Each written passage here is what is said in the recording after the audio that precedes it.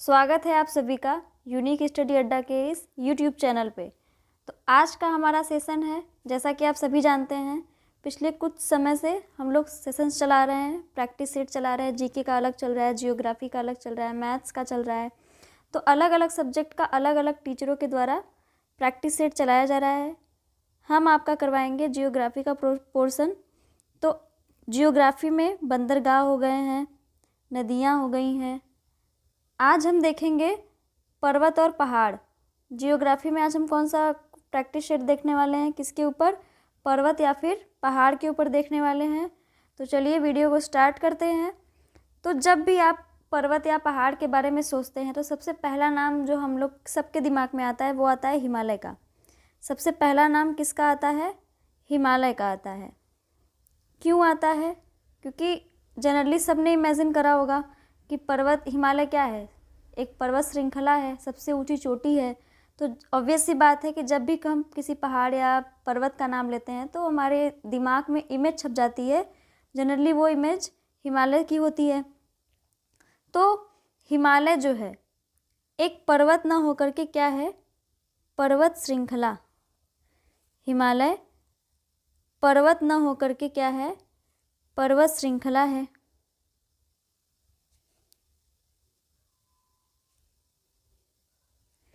क्यों है पर्वत श्रृंखला? क्योंकि हिमालय कोई एक पहाड़ नहीं है कि एक पहाड़ है उसको हम हिमालय कह दे रहे हैं। हिमालय कई सारी पर्वतों का एक माला है। जैसे माला में एक मोती से बनता नहीं है, वैसे ही मालों में कई प्रकार की मोतियाँ होती हैं, छोटी बड़ी छोटी बड़ी छोटी बड़ी। ऐसे ही हिमालय जो होता है उसमें भी बहुत सारे पर्वत श्रृंखलाएँ पाई जाती हैं जो कि अपने आप में एक विस्तृत रूप धारण करती हैं। तो हिमालय को आप अकेला एक पर्वत ना समझें। हिमालय बहुत सारे छोटे छोटे पर्वतों का एक श्रृंखला होता है, इसीलिए हिमालय को हिमालय पर्वत न करके हिमालय पर्वत श्रृंखला कहा जाता है। और दूसरी बात कि पर्वत और पहाड़ में क्या अंतर होता है। बहुत लोगों को लगता है कि पर्वत या पहाड़ दोनों एक ही बात है, लेकिन हाँ होती है, लगभग सेम होती है। 85% 90% तक सेम होती है, लेकिन कुछ डिफरेंस होता है। जैसे कि पर्वत जो होता है वो पहाड़ से बड़ा होता है। पहाड़ की लगभग अमूमन ऊंचाई कितनी होती है? पहाड़ की ऊंचाई लगभग होती है 1000 मीटर से कम की होती है। यानी कि पहाड़ कितना भी ऊंचा रहेगा वो 1000 मीटर से ऊपर नहीं जाएगा। अगर जाता है तो उसको पहाड़ की कैटेगरी से हटा करके पर्वत की कैटेगरी में रख दिया जाता है। तो यहाँ से आपका डाउट क्लियर होगा कि पहाड़ क्या होता है। 1000 मीटर से नीचे तक की ऊंचाई वाले संरचनाओं को हम पहाड़ कहते हैं, और 1000 मीटर से ऊपर तक की श्रृंखलाओं को हम क्या कहते हैं? पर्वत कहते हैं। तो पर्वत और पहाड़ क्लियर हो गया। तो हिमालय क्या है? पहाड़ है या पर्वत है? जाहिर सी बात है, हिमालय क्या है? हमारा पर्वत है। पर्वत भी ना है, पर्वत श्रृंखला है। तो पृथ्वी के 29.3% भाग पर, इस पूरी पृथ्वी के 29.3% भाग पर क्या होता है? पर्वत श्रृंखलाएं पाई जाती हैं। तो पृथ्वी के कितने परसेंट भाग पर पर्वत श्रृंखलाएं पाई जाएंगी? 29.3% भाग पर पर्वत श्रृंखलाएं पाई जाती हैं। अब निर्माण के आधार पर जो पर्वत श्रृंखलाएं होती हैं वो 3-4 प्रकार की होती हैं। तो पहला होता है block mountain, residual mountain, accumulated and fold mountain. ये सभी आपको नहीं पढ़नी है क्योंकि टाइम कम है। हमें केवल उतनी चीज़ें कवर करनी है जितना हमारे दिमाग में छप पाए। अब आपके पास इतना तो टाइम है नहीं कि इस वीडियो को देखेंगे फिर घर जाएंगे इसको रिवाइज़ करेंगे। नहीं, हम लोग इसी क्लास में पढ़ेंगे भी और इसी क्लास में याद भी करेंगे। कम ही क्वेश्चन करेंगे बट उसको याद करके जाएंगे। तो बहुत सारा आपको नहीं पढ़ना है। बस आप इतना जान लीजिए कि निर्माण के आधार पे जो पर्वत शिखर होते हैं वो 4 प्रकार के होते हैं। उनमें से हमारे काम का क्या है? तो चौथा वाला है, वो है क्या? वलित पर्वत। क्या है? वलित पर्वत। वलित पर्वत का एग्जाम्पल है क्या? हिमालय। हिमालय पर्वत वलित पर्वत का एग्जाम्पल है। क्यों है वलित पर्वत? जैसा कि आप सभी जानते हैं कि हमारी पृथ्वी पर बहुत सारी प्लेक्टोनिक परतें पाई जाती हैं। ये प्लेक्टोनिक परतें जब आपस में खिसकती हैं या फिर आपस में लड़ती हैं तो देशों का या फिर द्वीपों का स्थानांतरण होता है। द्वीप जो होते हैं एक स्थान से खिसक दूसरे स्थान तक चले जाते हैं। तो ऐसा ही कुछ प्लेक्टोनिक प्लेटों के खिसकने से हमारे हिमालय का भी निर्माण हुआ है। जब 2 प्लेक्टोनिक परतें आपस में खिसकी तो जैसे मान लीजिए आप दो हाथ हैं, दो हाथ को आपस में चिपकाइए, क्या होगा? होगा ये कि देखिए हमारी पृथ्वी पर दो प्लेटें पाई गई, वैसे पाई तो बहुत गई लेकिन हमारे काम की दो हैं जिससे हिमालय का निर्माण हुआ। पहले का नाम था अंगारा, दूसरा गॉडविन। गॉडविन और अंगारा, गॉडविन और अंगारा के बीच में था टेंथिस सागर। कौन सा सागर? टेंथिस सागर। अब ये वाली जो परत थी ये टेंथिस सागर को पार करते करते करते करते किसके ऊपर चढ़ने लगी? अंगारा के ऊपर, अंगारा प्लेट के ऊपर चढ़ने लगी। तो अभी जैसा मैंने बताया कि जब आप दो हाथों को आपस में सटाते हैं और बीच में कोई भी खाली गैप नहीं रहता है तो हाथ जुड़ करके नमस्ते के आकार में हो जाता है। तो ये क्या होगा? ऐसे से उठी हुई आकृति में कन्वर्ट हो गया। ऐसे ही जब दो प्लेक्टोनिक परतें आपस में चिपकती गई चिपकती गई चिपकती गई तो समुद्र के जो कंकड़ पत्थर बालू मिट्टी जो भी परतें थी वो क्या कही, इनको भी उठाते उठाते किनारों पे ले जाते ले जाते ले जाते ले जाते हजारों करोड़ों वर्षों तक धीरे धीरे धीरे धीरे क्या हो गया? पर्वत का निर्माण हो गया। और फिर बाद में जाकर के ये कंकड़ पत्थर बालू मिट्टी जो भी थे सागर में सारे जो कठोर रूप में परिवर्तित होकर वहीं से हमारे हिमालय का निर्माण हुआ। और आप सभी जानते हैं कि जैसे जैसे ऊंचाई बढ़ती जाती है हमारे वायुमंडल का टेम्परेचर भी क्या होता जाता है? घटता जाता है। टेम्परेचर घटेगा तो उस पर बर्फ़ पड़ेगी तो वो हिम पर्वत हो जाता है, इसीलिए उसका नाम रख दिया गया है हिमालय। हिम प्लस आलय यानी बर्फ़ का घर। तो हिमालय पर्वत का निर्माण कैसे हुआ ये सब आप लोगों ने जान लिया। अब चलिए आगे बढ़ते हैं। हिमालय के 4 भाग होते हैं, यानी 4 कैटेगरियाँ होती हैं। हिमालय की कितनी कैटेगरियाँ होती हैं? 4। पहली जो होती है, जो सबसे ढलान वाली स्थिति होती है वो होती है पीर पांजाल, पीर पंजाल। दूसरा होता है मध्य हिमालय। दूसरा कौन सा होता है? मध्य हिमालय। तीसरा होता है वृहद हिमालय, तीसरा वृहद हिमालय होता है। और चौथा जो होता है ढलान वाला एरिया, इसको हम बोलते हैं ट्रांस हिमालय। ये जनरली हमको हमारी तरफ से नहीं दिखता है, हमको हमारी तरफ से केवल 3 श्रृंखलाएं दिखती हैं, पीर पंजाल, मध्य हिमालय और वृहद हिमालय। चौथा जो होता है वो पीछे हो जाता है, इसीलिए उसको बोलते हैं ट्रांस हिमालय। जैसे आप धूप के सामने खड़े होते हैं तो धूप जो होता है आपके केवल एक हिस्से पे लगता है, पीछे वाला जो हिस्सा होता है वो हो जाता है ट्रांस, क्योंकि वहाँ पे धूप की किरणें नहीं पड़ती हैं। अगर आपको सामने से भी कोई देखेगा तो वो केवल आपका फेस देखेगा, यानी आगे वाला हिस्सा देखेगा, आपके पीठ वाला एरिया उसको नहीं दिखेगा, उसी को बोलते हैं ट्रांस एरिया। तो हिमालय का जो एरिया हमको नहीं दिखता है उसको बोलते हैं ट्रांस हिमालय। सबसे ऊँची पर्वत श्रृंखलाएँ किस एरिया में पाई जाती हैं? तो वृहद हिमालय वाले भाग में सबसे ऊंची ऊंची पर्वत श्रृंखलाएं पाई जाती हैं। क्यों पाई जाती हैं? देख सकते हैं आप फिगर में, क्योंकि ये जो वृहद हिमालय वाला पार्ट है वो सबसे टॉप पे है, और टॉप पे है तो सबसे ऊंची ऊंची पर्वत श्रृंखलाएं कहाँ पाई जाएंगी? वृहद हिमालय में पाई जाएंगी। और सबसे ढलान वाली श्रृंखलाएं कहाँ पाई जाती हैं? तो ट्रांस में पाई जाती हैं। सबसे कम ऊँची पर्वत श्रृंखलाएँ जो होती हैं वो पाई जाती हैं आपकी पीर पांजाल में। अब हिमालय का क्रमबद्ध क्लासिफिकेशन तो हो गया, हिमालय का नदियों के हिसाब से भी क्लासिफिकेशन होता है। जैसे आप एक पिज़्ज़ा ले लीजिए, पिज़्ज़े का टुकड़ा ले लीजिए। अब आपको कोई कहे कि इस पिज़्ज़ा को डिवाइड करके दिखाइए, तो क्या आप पिज़्ज़ा को ऐसे इसके बाहर का क्रीम निकाल निकाल के इसको डिवाइड करिएगा? नहीं, ऐसा डिवीज़न गलत होता है। तो आधुनिक वर्गीकरण के हिसाब से पहले हिमालय को कैसे कैसे बांटा गया था कि जो उठा हुआ भाग है उसको और बांट दिया गया, जो दबा हुआ भाग है उसको किसी और कैटेगरी में रख दिया गया। लेकिन आधुनिक वर्गीकरण के हिसाब से इस पिज़्ज़ा को क्या किया गया? कट किया गया, जिससे इसके अंदर का ब्रेड, चीज़ और वेजिटेबल्स तीनों के तीनों का बराबर विभाजन हो सके, जिसके भी हिस्से में जाए उसको तीनों मिले, वेजिटेबल भी मिले, चीज़ भी मिले और ब्रेड भी मिले। तो कुछ इसी प्रकार का डिवीज़न हुआ हिमालय के साथ। हिमालय को भी काट करके डिवाइड करा गया। ना कि ऊपर ऊपर से बोले तो पीर पंजाल, मध्य हिमालय, बृहद हिमालय, ट्रांस हिमालय से जैसे जैसे ऊपर चढ़ते गए वैसे वैसे डिवीज़न करते गए।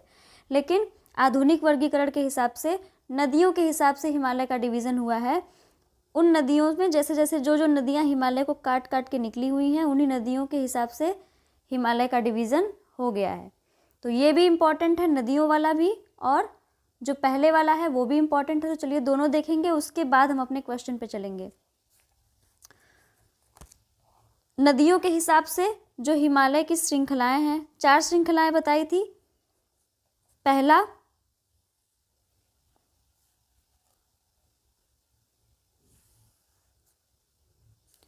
दूसरा तीसरा और चौथा।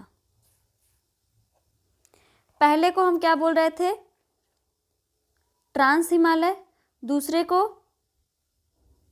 बृहद हिमालय, तीसरा मध्य हिमालय और चौथा पीर पांजाल।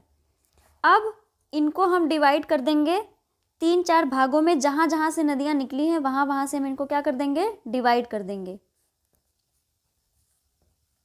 तो टोटल 5 नदियाँ निकलती हैं हिमालय से।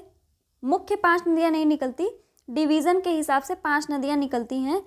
पहली होती है सिंधु नदी। पहली कौन सी? सिंधु नदी। दूसरी होती है सतलज, तीसरी काली नदी, चौथी तीस्ता और 5वीं दिहांग नदी। अब इन 5 नदियों के बीच में इसमें से देखिए डिवीज़न हो गया। पहला हुआ, दूसरा हुआ, तीसरा हुआ और चौथा हुआ। पहला डिवीज़न ये हुआ, दूसरा ये हुआ, तीसरा इधर हुआ, चौथा इधर हुआ। तो 4 डिवीज़न हो गए। पहली कौन सी नदी थी? तो सिंधु नदी। पहली कौन सी नदी? सिंधु नदी। दूसरी सतलज। दूसरी कौन सी नदी? सतलज नदी। तीसरी काली नदी। चौथी तीस्ता नदी और 5वीं दिहांग नदी। दिहांग नदी। अब सिंधु नदी और सतलज नदी के बीच में कौन सा हिमालय पड़ता है? तो सिंधु नदी और सतलज नदी के बीच में पड़ता है पंजाब हिमालय। पंजाब हिमालय। सतलज और काली नदी के बीच में पड़ता है कुमायूं हिमालय। काली और तीस्ता के बीच में पड़ता है नेपाल हिमालय। और तीस्ता और दिहांग नदी के बीच में पड़ता है आसाम हिमालय। तो यहाँ पे हिमालय का 2 तरीके का वर्गीकरण हमने देख लिया। पहला, ढलान से ऊंचाई की तरफ 4 प्रकार के होते हैं, ट्रांस हिमालय, बृहद हिमालय, मध्य हिमालय और शिवालिक हिमालय। और नदियों के वर्गीकरण के आधार पे होते हैं 4 हिमालय। पहला कौन सा? पंजाब हिमालय। कौन कौन सी नदी के बीच में पड़ता है? तो सिंधु नदी और सतलज नदी। कुमायूं हिमालय सतलज और काली नदी के बीच में। नेपाल हिमालय काली नदी और तीस्ता नदी के बीच में। और आसाम हिमालय पड़ता है तीस्ता और दिहांग नदी के बीच में। यहाँ पे होता है माउंटेन का क्लासिफिकेशन ख़त्म। अब हम बारी बारी से ट्रांस, बृहद, मध्य और शिवालिक की श्रेणियों को देखते हैं। कौन कौन सी श्रेणियाँ फेमस हैं, इंपॉर्टेंट है और एग्जाम में आ सकती हैं। तो चलिए देखते हैं। तो देखिए ट्रांस हिमालय में 4 पर्वत श्रेणियाँ आती हैं। ट्रांस हिमालय में कितनी पर्वत श्रेणियाँ आती हैं? 4। काराकोरम पर्वत श्रेणी, लद्दाख पर्वत श्रेणी, जॉस्कर पर्वत श्रेणी और पीर पंजाल पर्वत श्रेणी। कलेजा पार, इसको आप याद कर सकते हैं किससे? कलेजा पर। काराकोरम, लद्दाख, जॉस्कर और पीर पंजाल। काराकोरम में कुछ मुख्य पर्वत श्रेणियाँ हैं जो इम्पोर्टेंट है, जो एग्ज़ाम में आ सकती हैं। तो काराकोरम में कौन कौन सी पर्वत श्रेणी है? काराकोरम को के से दिखाते हैं और दो के फेमस है, K2 और K4। K2 और K4। K2 जो है जिसका नाम हम लोग बोलते हैं गॉडविन ऑस्टविन। K2 किस पर्वत श्रेणी का है? तो काराकोरम पर्वत श्रेणी का है। के डिफाइन करता है काराकोरम को। इसका मुख्य या फिर सबसे ऊंची पर्वत श्रृंखला कहें तो गॉडविन ऑस्टविन है, जिसकी ऊंचाई है 8,611 मीटर। दूसरा है K4, K4 को बोलते हैं गैसर ब्रूम, गैसर ब्रूम बोलते हैं। तो काराकोरम में दो पर्वत श्रेणियां मुख्य हैं, K2 और K4। K2 का नाम होता है गॉडविन ऑस्टविन, ऊंचाई है 8,611 मीटर। अधिकतर एग्जाम में ये क्वेश्चन पूछा जाता है कि भारत की सबसे ऊंची पर्वत श्रृंखला कौन है, तो भारत की सबसे ऊंची पर्वत श्रृंखला है गॉडविन ऑस्टविन। और हिमालय की सबसे ऊंची पर्वत श्रृंखला कौन सी है, तो वो आपकी आएगी माउंटेन एवरेस्ट। माउंट एवरेस्ट जो है वो भारत में नहीं है। तो भारत का अगर पूछेगा तो गॉडविन ऑस्टविन, K2 गॉडविन ऑस्टविन, और अगर भारत का हिमालय का पूछेगा तो माउंट एवरेस्ट।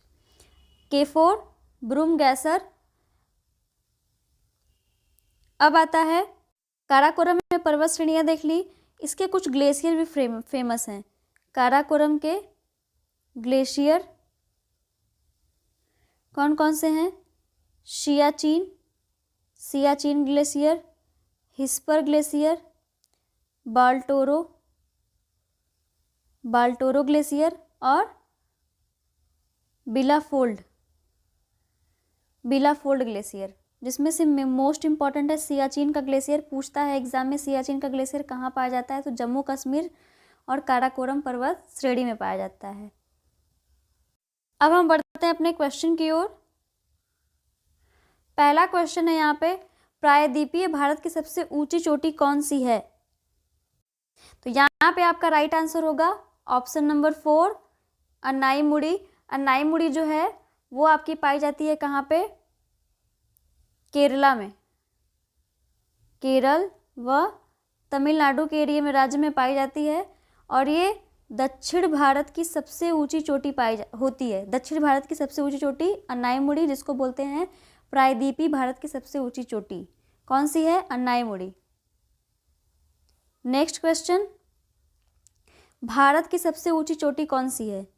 तो भारत की सबसे ऊंची चोटी, आई होप आप सबको आंसर पता होगा, गॉडविन ऑस्टविन, जो कि किस पर्वत श्रेणी का है? काराकोरम। और काराकोरम हिमालय के किस पर्वत श्रृंखला का है? तो ट्रांस पर्वत श्रृंखला का, हिमालय के ट्रांस श्रृंखला का गॉडविन ऑस्टविन है काराकोरम का। तो राइट आंसर होगा आपका option number 1। Next question, Karakoram श्रेणी की सबसे ऊंची चोटी कौन सी है? इसका भी आंसर वही होगा, गॉडविन ऑस्टविन, K2। राइट आंसर होगा ऑप्शन नंबर 1। बाकी ऑप्शंस को भी देखिए, महेंद्रगिरी, महाबलेश्वर, त्रयंबकम। महेंद्रगिरी जो है वो आपका आएगा पूर्वी घाट की सबसे उच्च श्रेणियों में आता है। कौन सा? महेंद्रगिरी पर्वत श्रृंखला, जिसकी ऊंचाई होती है कितनी? 1501 मीटर। ये है क्या? तो पूर्वी घाट की पहाड़ियों का सर्वोच्च शिखर है।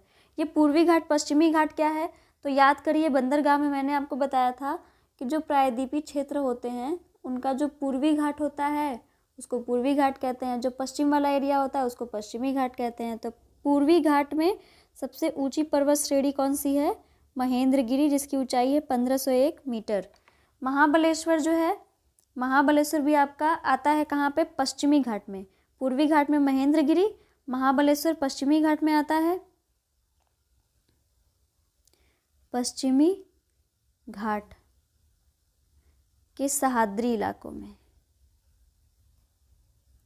इलाकों में इसकी ऊंचाई होती है 1438 मीटर। याद रखेंगे।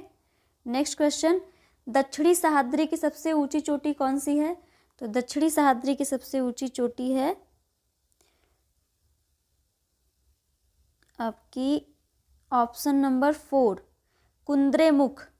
कुद्रेमुख जो है दक्षिणी सह्याद्री की सबसे ऊंची चोटी है। उत्तरी सह्याद्री की सबसे ऊंची चोटी कौन सी है? तो कालसुबाई उत्तरी की है। पश्चिमी सह्याद्री की सबसे ऊंची चोटी महाबलेश्वर, उत्तरी की कालसुबाई, दक्षिणी की कुद्रेमुख और पूर्वी घाट की महेंद्रगिरी। याद रखेंगे। नेक्स्ट क्वेश्चन है, नीलगिरी पर्वत की सबसे ऊंची चोटी कौन सी है? तो नीलगिरी पर्वत जो है वो आता है आपका नीलगिरी पर्वत। पड़ता कहाँ पे है? तो जहाँ पे पूर्वी तथा पश्चिमी घाट मिलते हैं वहीं पे होता है आपका नीलगिरी पर्वत। कहाँ पे? केरल, तमिलनाडु, कर्नाटक के एरिया में मिलता है नीलगिरी पर्वत। और इसके बारे में एक और मुख्य बात यह है कि पूर्वी और पश्चिमी घाट के मिलने वाले जगह पे नीलगिरी पर्वत पाया जाता है। इसे पहाड़ियों की रानी कहते हैं। इसकी जो सर्वोच्च चोटी होती है वो होती है डोडा बेट्टा। कौन सी? डोडा बेट्टा। राइट आंसर होगा ऑप्शन नंबर 4। इसकी ऊंचाई कितनी होती है? तो 2637 मीटर। कितनी होती है ऊंचाई? 2637 मीटर इसकी ऊंचाई होती है। ये दक्षिण भारत की दूसरी सबसे बड़ी ऊंची चोटी होती है। दक्षिण भारत की सेकंड हाईएस्ट पीक। पहली कौन सी थी? तो पहली थी कुद्रेमुख। दूसरी कौन सी है? डोडा बेट्टा। कहाँ पाई जाती है? केरल, तमिलनाडु, कर्नाटका में। जो किस पर्वत श्रृंखला के अंतर्गत आता है? नीलगिरी। नीलगिरी को पहाड़ियों की रानी भी कहा जाता है। इसके बारे में एक और खास बात यह है कि यहाँ पे टोडा जनजाति निवास करती है। कौन सी जनजाति? टोडा जनजाति निवास करती है। नेक्स्ट क्वेश्चन, छोटा नागपुर पठार की सबसे ऊंची चोटी कौन सी है? तो राइट आंसर होगा आपका ऑप्शन नंबर 3, पारसनाथ हिल्स। ये पारसनाथ हिल्स किस श्रेणी के अंतर्गत आता है? तो विंध्याचल पर्वत श्रेणियों के अंतर्गत आता है। कौन सा? पारसनाथ हिल। विंध्याचल पर्वत श्रेणियों के ये पाया कहाँ जाता है? तो यूपी तथा एमपी के सीमा पर पाया जाता है, जहाँ पे भारनेर की पहाड़ियाँ भी मिलती हैं। एमपी तथा यूपी में इसको क्या कहते हैं? भारनेर की पहाड़ियाँ। भारनेर की पहाड़ियाँ। पारसनाथ की पहाड़ी जो है एक और चीज़ के लिए फेमस है। कौन सी चीज़ के लिए? तो जैन मंदिर के लिए। जैन मंदिर के लिए। इस पहाड़ी की ऊंचाई कितनी है? तो 1365 मीटर इसकी ऊंचाई है। नेक्स्ट क्वेश्चन है, सतपुड़ा पर्वत श्रेणी की सबसे ऊंची चोटी कौन सी है? सतपुड़ा पर्वत जो है इसकी सबसे ऊंची चोटी है धूपगढ़। धूपगढ़ जो है वो सतपुड़ा की सबसे ऊंची पर्वत श्रेणियों में से आता है। राइट आंसर होगा ऑप्शन नंबर 4। इसकी ऊंचाई है कितनी? 1352 मीटर। 1352 मीटर है। सतपुड़ा जो है इसको पूर्व छत्तीसगढ़ में इसको मैकाल पर्वत के नाम से जानते हैं। सतपुड़ा को छत्तीसगढ़ में हम किस नाम से जानते हैं? मैकाल पर्वत। मैकाल पर्वत के नाम से जानते हैं। एमपी में हम जानते हैं इसको महादेव पहाड़ी के नाम से। एमपी में किस नाम से जानते हैं? महादेव पहाड़ी के नाम से। इसकी सबसे ऊंची चोटी है धूपगढ़। उत्तरी भाग पर इसके नर्मदा नदी तथा ताप्ती नदी है। ये बात आप याद रखेंगे सतपुड़ा पर्वत श्रेणी के चोटियों के बारे में। नेक्स्ट क्वेश्चन, अरावली पर्वत की सबसे ऊंची चोटी कौन सी है? तो अरावली पर्वत की सबसे ऊंची चोटी होती है गुरु शिखर। राइट आंसर होगा आपका ऑप्शन नंबर 1। महेंद्रगिरी किसका था? तो पूर्वी तट का सबसे उच्च शिखर था महेंद्रगिरी। महाबलेश्वर किसका था? पश्चिमी घाट का था। और धूपगढ़ सतपुड़ा का था। नेक्स्ट क्वेश्चन, लद्दाख श्रेणी की सबसे ऊंची चोटी कौन सी है? तो लद्दाख श्रेणी की सबसे ऊंची चोटी है राकापोशी। राकापोशी जो पर्वत श्रेणी है वो लद्दाख श्रेणी की सबसे ऊंची चोटी है। और इसके बारे में एक खास बात और है कि ये सबसे ज़्यादा ढलान वाली चोटी है। 90 डिग्री के ढलान पे है, यानी इस पे से आप खड़े होकर देखेंगे तो डायरेक्ट कहाँ आएंगे? नीचे। इस पे से उतरने का कोई चांस नहीं है। 90 डिग्री के ढलान पे है, खड़ी खड़ी पहाड़ी है। सबसे ऊंची पर्वत श्रेणी है कहाँ की? लद्दाख की। और लद्दाख हिमालय के किस हिस्से का है? तो ट्रांस हिमालय का भाग है। पढ़ा था हमने कलेजा पर। काराकोरम, लद्दाख,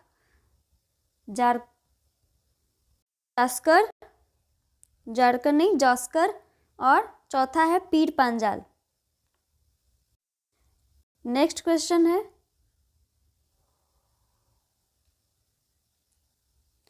उत्तरी सह्याद्री की सबसे ऊंची चोटी कौन सी है? उत्तरी सह्याद्री की सबसे ऊंची चोटी कौन है? राइट आंसर है आपका अन्नाईमुड़ी। अन्नाईमुड़ी जो है राइट आंसर है ऑप्शन नंबर फर्स्ट। अन्नाईमुड़ी किस पर्वत श्रेणी के अंतर्गत आता है? तो अन्नामलाई। अन्नामलाई पर्वत श्रेणी के अंतर्गत आता है आपका अन्नाईमुड़ी पर्वत श्रृंखला। ये पाया किस राज्य में जाता है? तो केरल और तमिलनाडु। केरल व तमिलनाडु की सीमा में पाया जाता है। इसकी लगभग ऊंचाई होती है 2695 मीटर, जिसको क्या कहते हैं? दक्षिण भारत की सबसे ऊंची चोटी कहते हैं अन्नाईमुड़ी। कालसुबाई जो होता है वो उत्तरी सह्याद्री की सबसे ऊंची चोटी पाई जाती है कालसुबाई, न कि अन्नाईमुड़ी। उत्तरी सह्याद्री की सबसे ऊंची चोटी होती है कालसुबाई। कालसुबाई उत्तरी सह्याद्री की सबसे ऊंची चोटी है। अन्नाईमुड़ी जो है वो अन्नामलाई की चोटी है, जिसकी ऊंचाई होती है 2695। पारसनाथ जो होता है वो अरावली या फिर विंध्याचल। पारसनाथ जो है वो विंध्याचल पहाड़ियों के श्रृंखला के अंतर्गत आता है। ये किस लिए फेमस है? तो जैन मंदिर के लिए फेमस है। बाबा गुदन जो है कर्नाटक में ये पर्वत श्रृंखला स्थित है। बाबा गुदन या किसी बाबा जी के नाम पे बनाई गई है। नेक्स्ट क्वेश्चन, पूर्वी घाट और पश्चिमी घाट को जोड़ने वाला पर्वत कौन सा है? इसकी बात हमने वीडियो के स्टार्टिंग में ही कर ली थी। तो यहाँ पे राइट आंसर होगा आपका ऑप्शन नंबर 3, नीलगिरी पर्वत जो है वो पूर्वी घाट और पश्चिमी घाट को जोड़ता है। अन्नाईमुड़ी क्या है? अन्नामलाई पर्वत श्रृंखला की एक पर्वत चोटी है जो कि केरल व तमिलनाडु की सीमा पर पाई जाती है, जिसकी ऊंचाई कितनी है? 2695 मीटर। मैकाल जो है छत्तीसगढ़ के इलाके में मैकाल के नाम से जानते हैं। किस पर्वत को? सतपुड़ा को जानते हैं।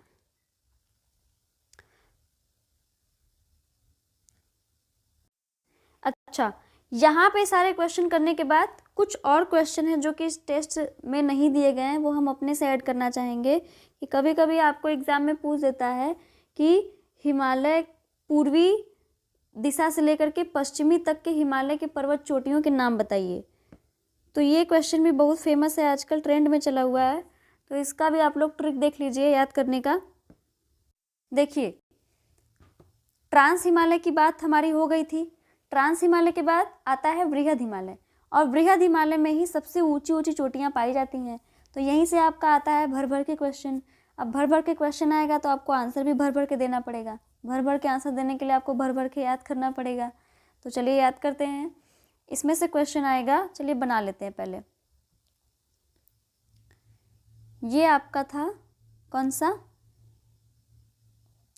ट्रांस हिमालय। यहाँ पे हम बनाएंगे हमारा बृहद हिमालय। बृहद हिमालय में लगभग 12 से 13 पर्वत श्रृंखलाएं पाई जाती हैं। कितनी? 11, 12 या 13 बनाएंगे तो खुद ही पता चल जाएगा। तो बना लेते हैं पहले। 1, 2, 3। 3 पर्वत श्रेणियां जो आती हैं वो आती हैं, यहाँ से आपका स्टार्ट होता है नेपाल। 3 पर्वत श्रृंखलाओं के बाद आता है नेपाल। ये तीनों पर्वत श्रृंखलाएं जो होती हैं उनमें से कुछ पर्वत श्रृंखलाएं एक आध पाकिस्तान में होंगी, एक आध 2 उत्तराखंड में पाई जाएंगी। तो 2-3 श्रृंखलाओं के बाद स्टार्ट होता है आपका नेपाल। नेपाल में कुल 7 पर्वत श्रृंखलाएं पाई जाती हैं। कितनी? 7 पर्वत श्रृंखलाएं। उनको भी बना लेते हैं। 1, 2, 3, 4, 5, 6, 7। यहाँ पे हमारा ख़त्म होता है नेपाल, और नेपाल ख़त्म होने के बाद आता है भारत। भारत में कुल 2 पर्वत श्रृंखलाएं पाई जाती हैं। एक पर्वत श्रृंखला जो होती है वो नेपाल की सीमा को भी टच करती है और भारत को भी टच करती है, तो वो नेपाल और भारत दोनों की सीमा पे पाई जाएगी। और दूसरा होता है हमारा प्योर भारत में पाया जाने वाला पर्वत। तो ये हो गई कौन सी हम पढ़ रहे हैं? बृहद हिमालय के बारे में। बृहद हिमालय में लगभग 11 से 12 पर्वत श्रृंखलाएं पाई जाती हैं, जिनमें से 3 बारी बारी से भी इनका नाम लिख लेते हैं हम। पहली जो पर्वत श्रृंखला पाई जाती है वो होती है नंगा पर्वत, नंगा पर्वत। दूसरा आता है कामेट पर्वत, नंगा कामेट। तीसरा आता है नंदा देवी, नंदा देवी। अब ये नंगा पर्वत जो है वो आता है आपका पाकिस्तान में। जैसा कि पाकिस्तान में एग्जाम्पल से आप याद कर लीजिए कि पाकिस्तान में मान लीजिए बहुत सारे टेररिस्ट हैं, सब बंदूक ठोकने में लगे पड़े हैं, पढ़ाई लिखाई से कुछ मतलब नहीं है, तो सब क्या होगा, फ्यूचर में सब नंगे पंगे घूमेंगे ऐसे ही बिना कपड़ों के, या फिर भूखमरी आ जाएगी, पढ़ेंगे लिखेंगे नहीं तो, बिजनेस करेंगे नहीं तो यही होगा। तो नंगा पर्वत कहाँ पे है, पाकिस्तान में। कामेट पर्वत और नंदा देवी ये दोनों के दोनों पर्वत श्रृंखलाएं पाई जाती हैं कहाँ पे, उत्तराखंड में, उत्तराखंड में। अब आता है यहाँ से आपका नेपाल, यहाँ से नेपाल शुरू होता है। नेपाल में पड़ता है पहला पर्वत जो होता है वो होता है धौलागिरी। कौन सा पर्वत, धौलागिरी पर्वत। दूसरा आता है अन्नपूर्णा, अन्नपूर्णा पर्वत। तीसरा आता है मनसालू पर्वत। चौथा आता है गौरी शंकर, गौरी शंकर। नेक्स्ट आता है छियू या फिर छुयू, छियू पर्वत या छियू पर्वत। फिर आता है एवरेस्ट पर्वत, माउंट एवरेस्ट। फिर आता है आपका मैकालू पर्वत, मैकालू पर्वत। धौलगिरी, अन्नपूर्णा, मनसालू, गौरीशंकर, छुयू, एवरेस्ट, मैकालू। फिर आता है भारत वाला कंचनजंगा। कौन सा, कंचनजंगा। गॉडविन ऑस्टविन के बाद जो सेकंड नंबर पे सबसे ऊंचा पर्वत आता है भारत में वो होता है आपका कंचनजंगा। कंचनजंगा पर्वत जो है नेपाल की सीमा पे और भारत की सीमा से सटा हुआ होता है। फिर आता है नामचा बरवा, नामचा बरवा। कंचनजंगा जो है आपका सिक्किम में होता है और नामचा बरवा अरुणाचल प्रदेश में। नामचा बरवा कहाँ पाया जाता है, अरुणाचल प्रदेश में। अब मोस्ट इम्पॉर्टेंट जो है, तीन तो आपको याद हो जाएंगे, जो नेपाल के बाहर हैं और जो नेपाल के इस तरफ हैं, जो भारत की साइड में, वो तो आपको याद ही होंगे। कंचनजंगा, नामचा बरवा, कंचनजंगा, नामचा बरवा। कंचनजंगा कहाँ है, सिक्किम में। नामचा बरवा कहाँ है, अरुणाचल प्रदेश में। और तीन जो इधर के हैं नेपाल के बाहर के, उसमें दो हैं उत्तराखंड के, कामता, कामेट और नंदा देवी। कामेट और नंदा देवी कहाँ के हैं, उत्तराखंड के हैं, जबकि नंगा पर्वत जो है पाकिस्तान से रिलेटेड है। बचा आपका नेपाल का। तो नेपाल वाले पहाड़ों को याद करने के लिए एक छोटी सी ट्रिक है, समझ के आप याद कर सकते हैं। धौलागिरी, अन्नपूर्णा, मनसालू, गौरीशंकर, छुयू, एवरेस्ट, मैकालू। गौरीशंकर से आप याद रख लीजिए, मान लीजिए आपको गौरीशंकर को क्या चढ़ाना है, भोग चढ़ाना है। गौरीशंकर भगवान का नाम है, तो गौरीशंकर को भोग चढ़ाने के लिए आप क्या लाएंगे, अन्न लाएंगे। तो सबसे पहले हम क्या करेंगे, अन्न को धुलेंगे। पहला काम हम क्या करेंगे, अन्न को धुलेंगे यानी धौलागिरी। फिर दूसरा अन्न बनाएंगे यानी अन्नपूर्णा। तीसरा उसमें क्या डालेंगे, मसाले डालेंगे, मनसालू पर्वत। फिर क्या चढ़ाएंगे, गौरी शंकर को चढ़ाएंगे। चौथा क्या होगा, गौरी शंकर। पांचवा उन सभी खानों को या फिर भोज्य पदार्थों को खा के गौरी शंकर क्या हो जाएंगे, छू मंतर हो जाएंगे यानी छुयू। तो 1 2 3 4 5 आपको याद हो गया ऐसे ही। सबसे पहले क्या करना है, अन्न को धुलना है, धौलागिरी। दूसरा मनसालू यानी अन्नपूर्णा यानी अन्न को पकाना है। तीसरा मसाले डालने हैं, मनसालू। चौथा भोग लगाना है गौरी शंकर को, गौरी शंकर। पांचवा गौरी शंकर भोग खा के क्या हो जाएंगे, छू मंतर हो जाएंगे यानी छुयू। फिर लास्ट में आएगा एवरेस्ट और मैकालू। तो याद हो गया होगा आपको। ये जो पर्वत श्रृंखलाओं की कड़ी है वो कहाँ से कहाँ तक है, तो पश्चिम से पूर्व की तरफ है, पश्चिम से पूर्व की तरफ। एग्जाम में पूर्व से पश्चिम भी पूछ सकता है, तो आप उल्टा कर दीजिएगा, नामचा बरवा, कंचनजंगा, मैकालू, एवरेस्ट, छुयू, गौरीशंकर, मनसालू, अन्नपूर्णा, धौलागिरी, नंदा देवी, कामेट और नंगा पर्वत। और पश्चिम से पूरा पूछेगा तो दो, पहला आपका पाकिस्तान में होगा नंगा पर्वत, दूसरा कामेट और नंदा देवी उत्तराखंड में, और बाकी 5 2 7। जैसे पहला धौलागिरी, अन्नपूर्णा, मनसालू, पहले धुलेंगे, धौलागिरी, अन्नपूर्णा, पकाएंगे अन्न को, मनसालू, मसाले डालेंगे, गौरी शंकर यानी गौरी शंकर को भोग लगाएंगे। भोग खा के गौरी शंकर छू मंतर हो जाएंगे। कहाँ जाएंगे? एवरेस्ट पर्वत पे, और वहाँ पे किससे मिलेंगे? मैकालू से मिलेंगे। यहाँ पे नेपाल की सारी पर्वत श्रृंखलाएं ख़त्म हो गई। भारत का आएगा कंचनजंगा, कहाँ पे है? सिक्किम में। और आएगा नामचा बरवा जो कि अरुणाचल प्रदेश में। और ये जो नेपाल की पर्वत श्रृंखला है, यहाँ पे स्थिति याद करने की कोई दिक्कत नहीं है, क्योंकि ये सारे के सारे कहाँ हैं? नेपाल में। तो आई होप आपको वीडियो पसंद आई होगी। तो आज के लिए इतना ही, मिलते हैं नेक्स्ट वीडियो में, नेक्स्ट क्लास में। तब तक के लिए जय हिंद, धन्यवाद, और पढ़ते रहिए, सेलेक्ट होते रहिए।